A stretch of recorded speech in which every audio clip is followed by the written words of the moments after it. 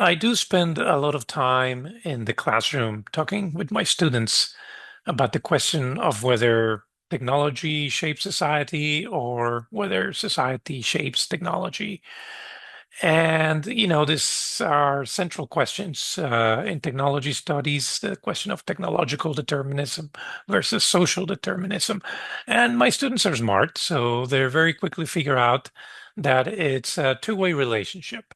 It's not just one side, technology shapes us completely, or the other side that we shape technology completely.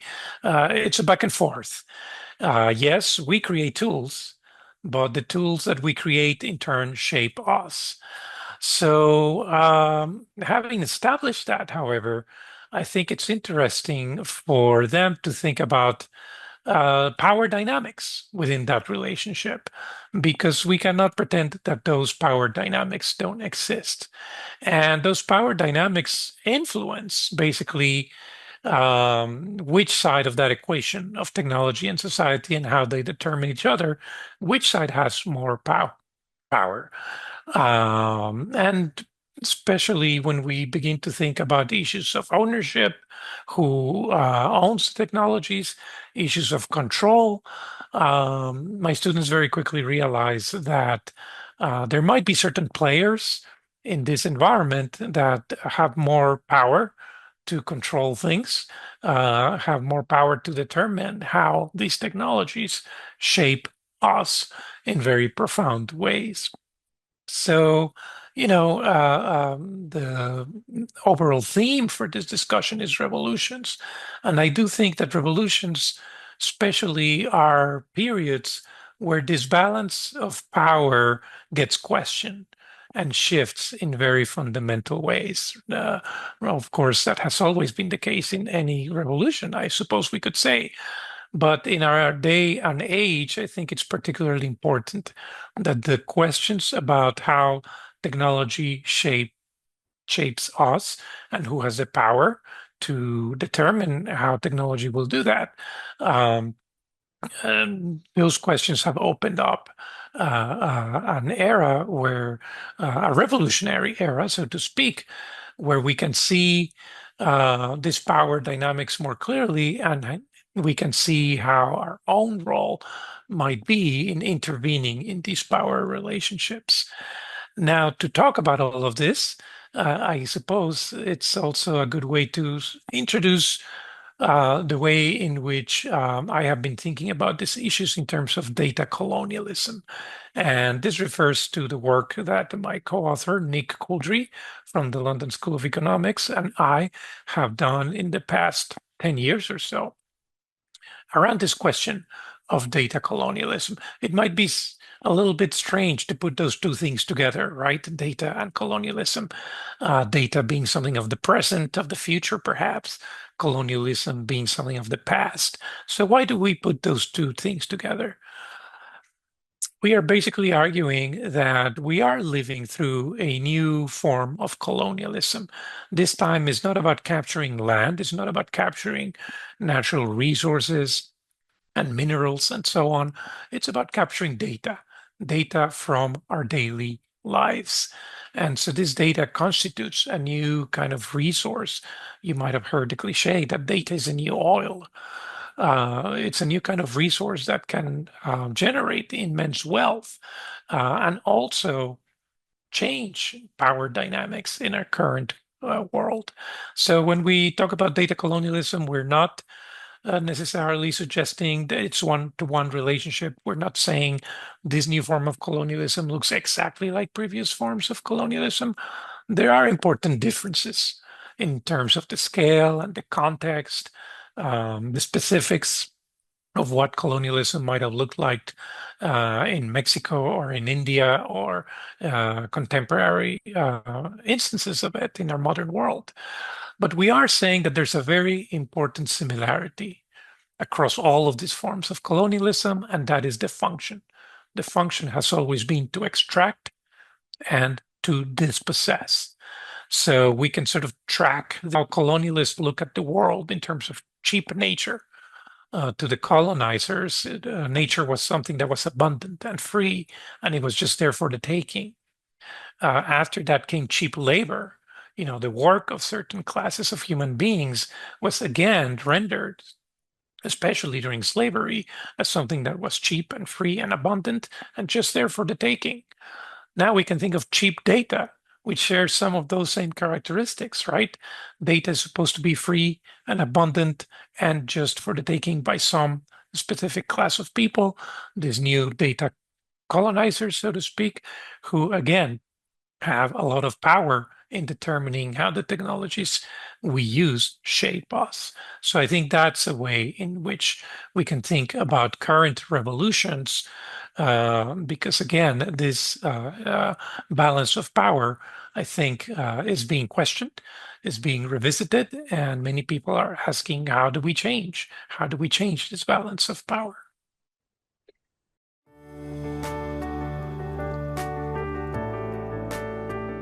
I think the humanities can play a very important role because it's true that, for instance, the social sciences can provide us very useful tools to look at this question of how technology shapes us. STEM disciplines can provide very important insights into this from the engineering perspective, from the computer science perspective. But to me, the humanities are really or should be at the center of these questions. Because at the end of the day, if we're asking about how technology is shaping us as humans, we're asking questions that humanities have always asked about what it means to be a human being, what it means to be a society. And so I think the humanities are particularly well placed to answer these questions from a critical perspective. To me, the humanities have always meant critical thinking, ways of, in some ways, denaturalizing ideas about what it means to be a human being, providing critical ways of historicizing technology, so that when we look at social media, we can place it in a context in terms of what came before it and how it is similar or different. So the humanities, I think, provide a very important entry point into asking these critical questions. Media studies, more largely defined, can be a very important discipline within the humanities. We sometimes don't think about media studies as part of the humanities because we tend to adopt more classical views of the humanities in terms of studying history, philosophy, languages. And media studies, I think, to many of us feel more modern and perhaps not fitting into this framework. But given what I just said about, asking questions about what it means to be humans individually or collectively, I think media studies have always tried to answer that question from the perspective of um, the media tools, the modes of representation that we have, the ways of creating narratives and stories, and using technology to diffuse them. Those are very important questions. And so we can very easily, of course, extend media studies to also include internet studies, data studies, or even more recently, artificial intelligence studies. I'm sort of using this umbrella of media studies to mean all of those things, although I'm more interested in sort of like the tools that we have picked up from media studies to ask these questions, um, and to come up with interesting critical answers. The other reason I like very much, I think, this idea of data studies is that they are very low tech. Sometimes to do science, you need special equipment, you need special training, you need very sophisticated modes of knowledge production. What's interesting about data studies is that we can teach students to do that with almost no tools necessary, just their brains, just their ability to think critically. So I think that's another way in which data studies can be a very important um, can make a very important contribution to the humanities in terms that, they're easily accessible. We can democratize this way of thinking out of producing knowledge. If we make that connection between the humanities and technology, I think, again, we can go back to this notion of revolutions as opportunities for renewal, as opportunities for returning to essential questions. I think especially we see it very clearly these days with artificial intelligence. It seems to open up entirely new ways of thinking about what it means to be human. At the same time, I guess I'm making an argument for thinking about how those questions in some ways revert back to previous ways of thinking about technology and humanity. Because, if we go back to the ancient Greeks, they were worried about how writing as a technology might corrupt young people's brains. So these questions about how technologies shape us have always been around. And sometimes I think it's necessary and useful to look at the history of how we have asked these questions and how the humanities can help us answer them. I'm noticing a couple of themes emerging. I think, unfortunately, and again, I use the classroom, what happens in my classroom anecdotally, because I do refer that to that space as a space where, I engage in dialogue with the younger generations and get to see what they're interested about. And some of the themes that emerge from those conversations are, for instance, that this kind of inequality that we're seeing is inevitable. So there's very much this sense of perhaps a fatalism that these technological systems are so huge. These corporations that have emerged to define what the technologies are for are so big. They have so much power, so much influence in society that a lot of this seems inevitable. And so, if inequality is being created in this process, that inequality starts to feel normalized. It's like, well, what can I do against Facebook? What can I do against OpenAI? If Gen AI is being introduced in my school and we are being advised to integrate it into our curriculum, we're being advised to show our students how to use it, hopefully responsibly, although the question of whether that is even a possibility has come up again and again. But we're being sort of pushed into adopting certain tools. And so our opportunities for resistance might seem few and far between.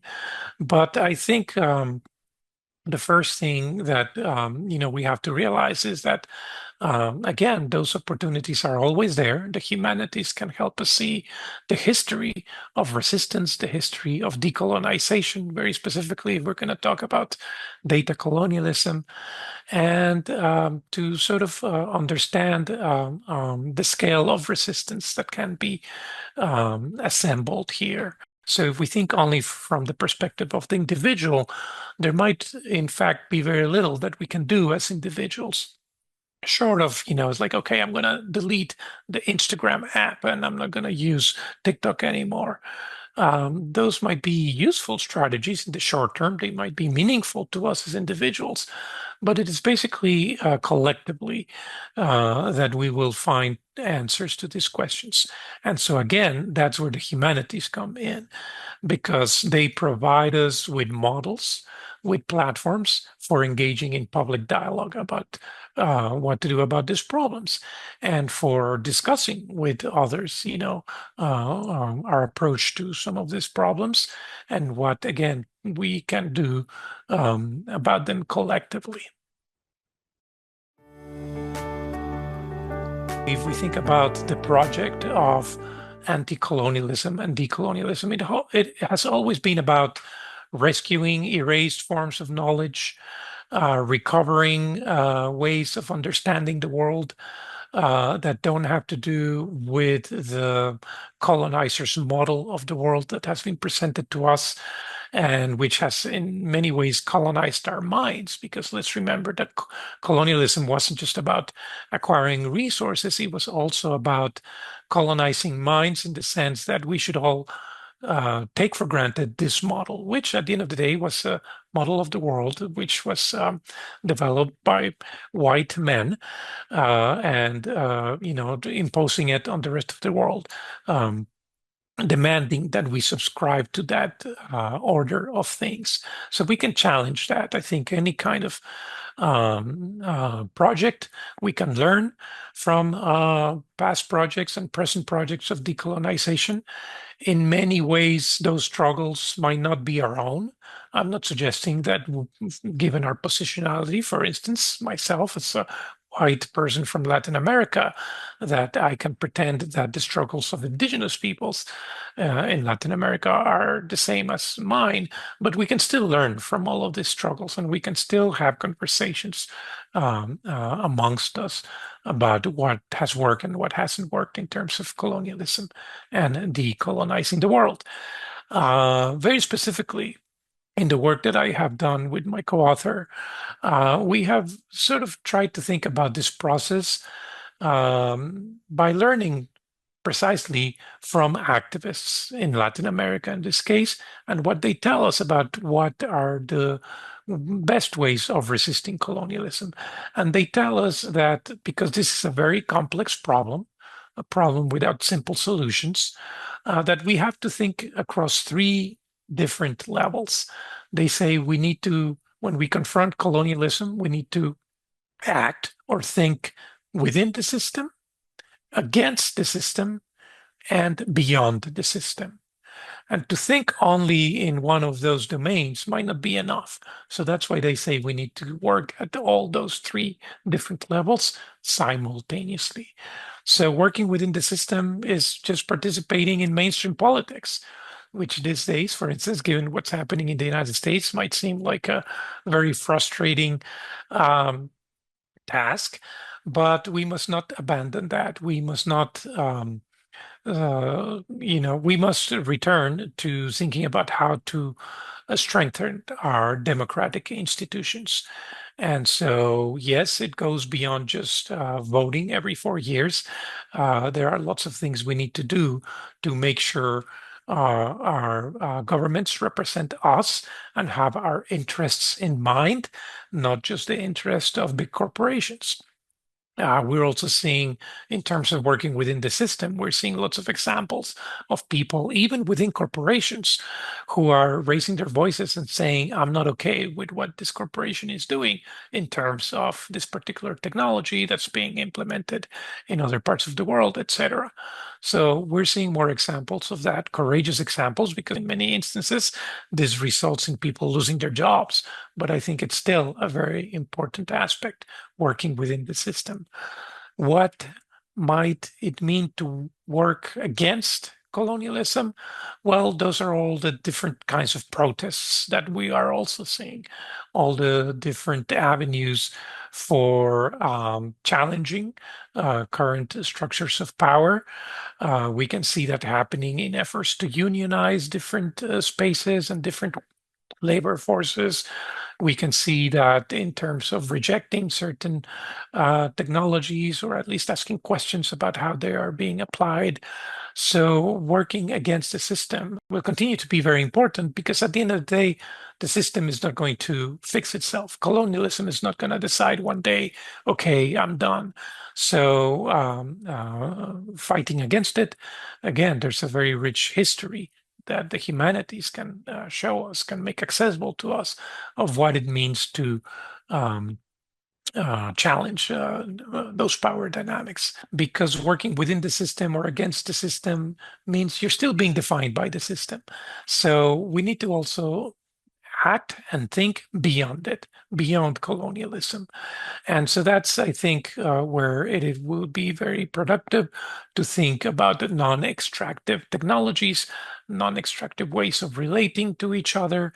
And so just thinking beyond this current model of the world that we have been presented, and that we are being asked to adopt as if it's something natural. We need to not just reject it, challenge it, denaturalize it, but also think beyond it, come up with new and exciting and innovative responses to it as well.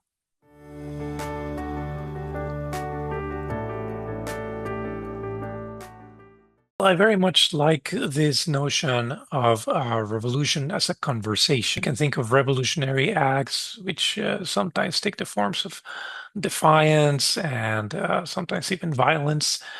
But what I also very much like about this new way of thinking about the humanities in terms of public humanities, in terms of having conversations about some of these issues, which feel very necessary in this day and age, is this precisely this aspect of having a conversation about some of these issues. I'm not suggesting that all of these problems can be resolved just by having discussion, but it does strike me as somewhat ironic and paradoxical that in this day and age where we have more and more avenues for communicating, um, that yes, just the concept of having conversations feels revolutionary and radical. Because clearly the modes of discussion promoted by some of these platforms are not oriented towards um, authentic dialogue. They're oriented towards making money, towards commoditizing our relationships. And so here, if I may, I want to sort of, since we're talking about the power of conversation in public humanities, sort of introduce this definition of communication, which I come from the academic field of communications. And one of my favorite definitions of communication is the sharing of meaning. I think to me, that's what it boils down to. And I think to me, this very powerfully refers to the humanities again as something that can allow us to share meaning. We are human beings with incredibly rich, diverse backgrounds and positionalities. And so having these discussions where we can build meaning together, share meaning, I think that's something that is perhaps more important than ever. And so, to this notion of sharing meaning, of course, meaning as something that can be shared. Um, we need that precisely because we're living in times where meaning has been gamified. Again, to go back to your very powerful example of like and subscribe, we're reducing what makes us human in terms of being able to communicate with each other. We're reducing it to this economic transaction, right? That is gamified. That where what I say acquires more relevance if I can get more people to like it, to reshare it. But I think we can also think about what that has done in terms of corrupting the notion of truth, because truth is not something that, again, we can discuss and perhaps come to an agreement on. Truth is something that receives the most likes or the most shares. So I can say something completely egregious like global warming is not real. But if I can get lots of people to like and to share my statement on social media, then that's the reality that wins.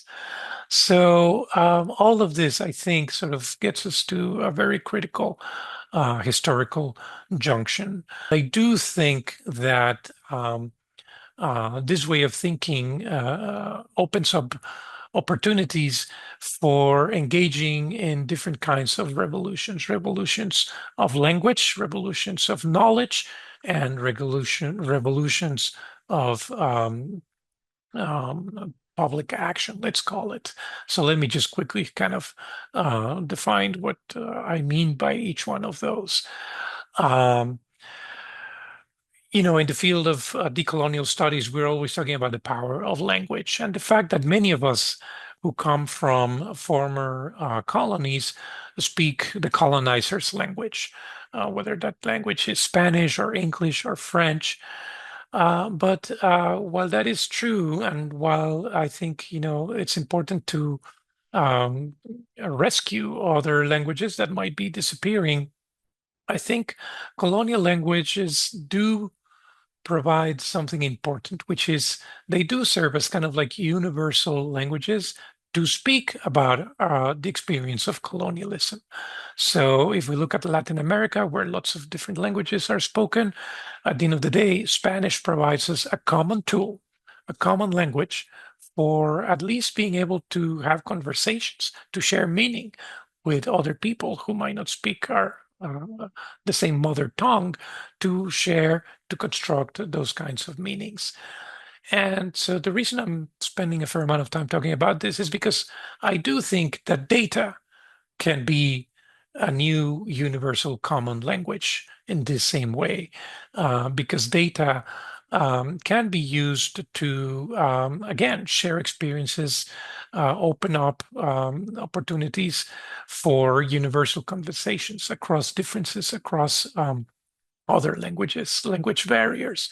So I do think that that's perhaps a new kind of revolution that the humanities can facilitate in terms of giving us this new universal tools, which doesn't mean we need to let go of the other non-universal tools. The specific tools are local, languages that we might speak, but at least, exploring this idea of using data as a common tool, which would open up similarly new opportunities for creating knowledge that we can collaborate, that we can share, that we can construct together.